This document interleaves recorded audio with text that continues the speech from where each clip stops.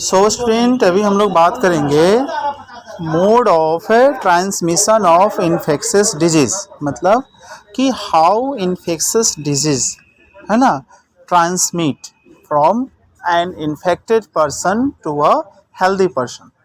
कैसे infectious disease जो है यानी कि कम्युनिकेबल डिजीज़ जो पर्सन टू पर्सन बीमारियां फैलती हैं वो दूसरे लोगों तक फैलती है ना।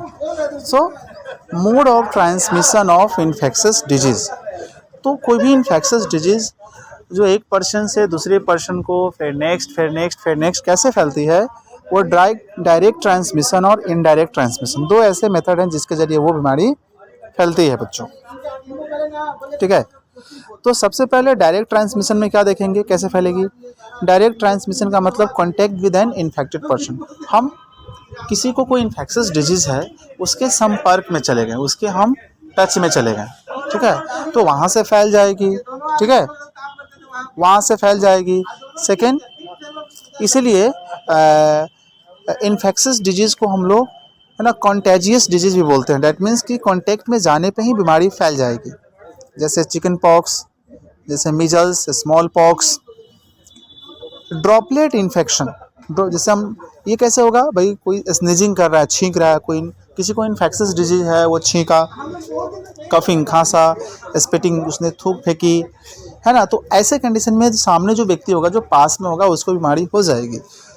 जैसे कॉमन कोल्ड, जिसको सामान्य सर्दी जुकाम होती है, इन्फ्लुएंजा है, टीबी यानी कि ट्यूबरक्लोसिस है, निमोनिया है, डिप्थीरिया है, ऐसे पेशेंट छींकते हैं, खांसते हैं या स्पिटिंग करते हैं तो सामने वाले को बीमारी लग सकती है, क्योंकि वो जब खांसेंगे छींकेंगे तो उनका जो ड्रॉपलेट्स जो नाक वगैरह से निकलेंगे, मुंह से निकलेंगे, वो एयर में ट्रैप हो जाएंगे, और जो पास में व्यक्ति खड़ा होगा वो जब इनहेल करेगा, सांसें लेगा अंदर, तो वो ड्रॉपलेट्स उनके बॉडी में चले जाएंगे और उनको बीमारी हो जाएगी। अगर हम मिट्टी के कांटेक्ट में आते हैं, मिट्टी को छूते हैं, तो उसमें भी बहुत सारे ऐसे जर्म्स होते हैं जिससे हमें इन्फेक्शियस बीमारी हो जाएगी, जैसे tetanus. Animal bite, that means जानवरों के काटने से, जैसे डॉग के काटने से, मंकी के काटने से, है ना, कुत्ते और मंकी काटते हैं तो हमारे बॉडी में एक वायरस रिलीज करते हैं, that is called rabies virus. ठीक है, और फिफ्थ हो गया थ्रू प्लेसेंटा, यानी कि प्लेसेंटल ट्रांसमिशन। डेट मीन्स कि माँ के जो यूटेरस होता है, गर्भ होता है ना, उसी के अंदर प्लेसेंटा होता है, जिससे जिससे बच्चे का न्यूट्रिशन जाता है, बच्चे को न्यूट्रिशन प्लेसेंटा से ही प्राप्त होता है।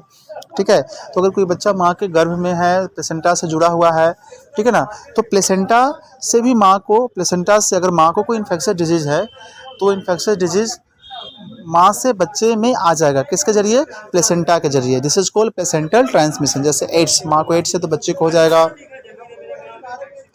ठीक है, जर्मन मीजल्स, सिफिलिस, ये एड्स और सिफिलिस क्या है, इसको बोलते हैं सेक्सुअली ट्रांसमिटेड डिजीज़, यानी कि इसको कॉमन लैंग्वेज में बोले तो सेक्स डिजीज़ बोलते हैं। तो ये इस तरह से बीमारी ये फैलती है।